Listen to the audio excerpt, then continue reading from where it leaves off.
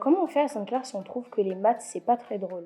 Bah, écoute, ça tombe bien que tu me poses la question parce que justement à Sainte-Claire, on fait des ateliers plutôt ludiques où on s'arrange pour découvrir les maths autrement au travers de jeux de société, des jeux de plateau, des jeux de stratégie sur le raisonnement logique pour apprendre à travailler les tables de multiplication ou tout type d'opération. Et tout ça, c'est le mardi après-midi. Et du coup, comment on fait si on veut devenir meilleur en maths qu'on ne l'est déjà? Ah bah ça tombe bien que tu poses cette question. En fait, il y a un atelier au niveau des troisièmes qui s'appelle tâche complexe. Alors, qu'est-ce qu'une tâche complexe? Bah, c'est un problème à résoudre pour lequel il y a plusieurs étapes de raisonnement à franchir. Les élèves n'ont aucune indication, peuvent discuter ensemble.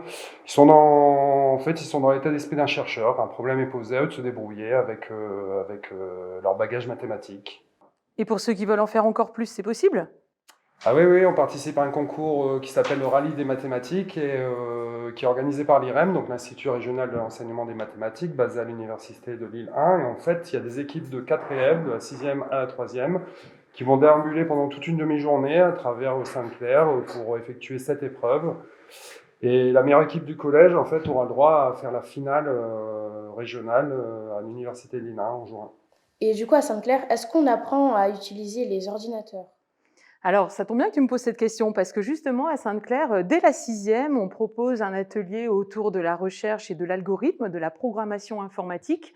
Ça, c'est pour les plus petits. Et ensuite, à partir de la 5e jusqu'à la 3e, dans leur emploi du temps, il y a une heure quinzaine où ils viennent travailler sur de l'algorithme qu'on va retrouver ensuite au brevet des collèges.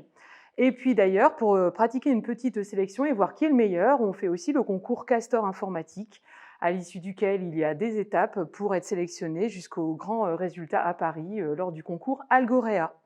Ah bah, les maths à Sainte-Claire, ça a vraiment l'air bien.